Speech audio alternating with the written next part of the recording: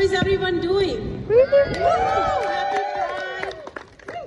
Good afternoon, everyone. I'm Harwinder Sandhu, MLA for Vernon-Lumby and Parliamentary Secretary for Agriculture and Food. Once again, this year it's an honor to join you all as we celebrate the kickoff Pride Week in our beautiful community. First, I would like to acknowledge that we are gathered here on the traditional territory of the Silk people of the Okanagan Nation.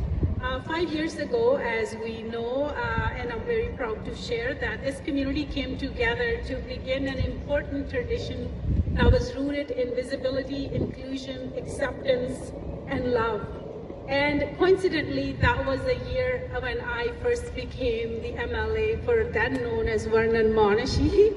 And I was incredibly proud, moved, and actually emotional, happy tears at that time, seeing that how beautiful our community is, the same community who kept reminding me that keep believing in people, and there are more people in this community who believe in the same values that I do. And today we celebrate how far we've come and the incredible people who made this possible, of course, and we know who these people are. I want to thank the Vernon Pride Society President, Don Tucker, who we all know as a community champion, for initiating that such an important milestone in our community, and every volunteer and all the organizers and members and community partners and everyone behind the scene who has worked so hard over the years to build this celebration into what it is today. Your dedication and leadership matters deeply, and your work that continues to make our communities better, beautiful, and a stronger and welcoming place, and goal is to make even more safer. Pride is a celebration, but it's also a reminder of ongoing fight for equality and human rights.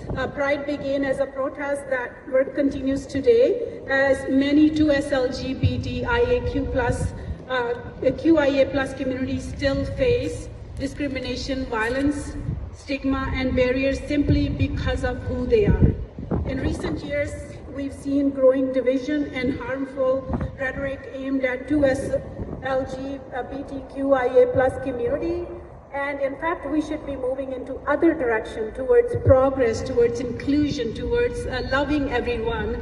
But sadly, there are some people who want to take us 50, 100 years back, and we will not let that happen. In the US, we're watching the rights of this already vulnerable community being rolled back throughout harmful legislation, and make no mistake, it's happening in Alberta, Saskatchewan as well, whether it's from banning books to other little, they call it microaggressions, I call it hate, I call it homophobia. Yes, let's call it what it is, and I say to people, I will continue to be speaking up. I'm nice and kind and respectful, those are my values, but I'm not weak. And I'm done being nice with homophobic, racist, misogynistic, and hateful people. I will call out, and I'm calling out as of recently. And it's really interesting when local elected officials at even higher capacity challenge when I stand up for human rights, and I love to challenge them back. And I haven't received my answer to one of my comments on social media that if the representatives who are calling me out for calling homophobic, racist, misogynistic, and divisive people out, if they love and represent all people, all with captions and capital. And I hope that everybody, I'm reminding everyone in the community, not just elected officials, that we need to care for all people. And creating space for one group doesn't lessen the space for others. And love is always bigger than hate. And enough is enough. We cannot allow fear or hate to undo the progress we've made and built through courage, advocacy, and community. No one should ever have to live in fear of being themselves. Every person deserves safety, dignity, belonging, and freedom to live openly and authentically. As your MLA and as someone who believes deeply in fairness and compassion, I will always support the efforts of advocacy, advance equality, human rights for people of all sexual orientations and gender identities. It's important to recognize the progress we've made together while also understanding there is more work ahead of us and many challenges that we're facing today. We just wrapped up spring session. I came back from Victoria yesterday. It was appalling. It was heartbreaking to see some of our local elected representatives presenting motions and bills to undo the very fundamental human rights that we worked for decades to establish.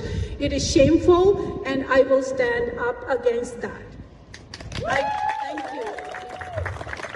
Thank you. Often I don't talk politics, but then driving here I was thinking politics matters, and it matters for the communities like 2S LGBTQIA+, communities from diverse backgrounds, for seniors, vulnerable, people with disabilities. When we talk about human rights, there is more for women's rights, and that is why today I want to call out, and I want this message to get to them. If they have any problem, come talk to me face to face.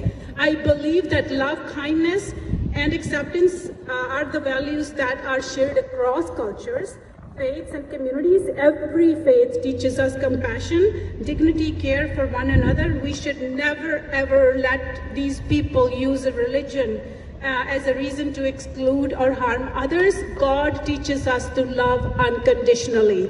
Thank you. Thank you. Creating inclusive communities benefits all of us. When people feel safe, respected, values for who they are, our entire community becomes stronger. I'm proud to stand with you, and I look forward to continuing work together to make our community, Vernon-Lumby and the region, a place where everyone feels welcome, supported, and feels be free to be themselves and feel heard.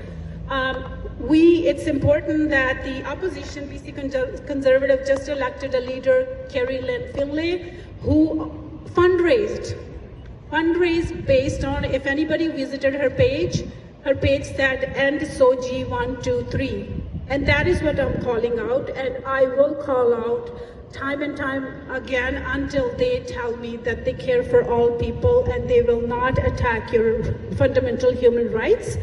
And also, I don't believe in character assassination or mudslinging politics, which many of you know, but I will speak up when your rights are under attack. And SOGI 123, I shared previously that my three kids went to public school system. One is still in the system, and I am so grateful that this resource existed, because my kids are grown up to be kind, loving, accepting, and caring human beings, and they learn to, when they say something, to see something, they will say something. That is why those programs are important, and that is such a, I don't say, a load of BS and misinformation when they say SOGI is there to convert your kids or indoctrinate or whatever the terms they're using. That is not true. And thank you for being here today, for showing up for one another, and thank you for continuing to build a community that is rooted in love and inclusion. And to all 2S LGBTQIA+ community members and everyone in our community, no matter who you are, if your rights are under attack and your existence is challenged, I want to say you're valued, you matter, you belong, and we love you all. And I will fight every single day for your rights, and I am who I say I am. Unlike some politicians that they show up at some events, but they like homophobic and racist and misogynistic and divisive people. I'm like an open book. So thank you so much for giving me the reason and courage and inspiration why this work is so important, and happy Pride, everyone. Love for all. Pyar is good.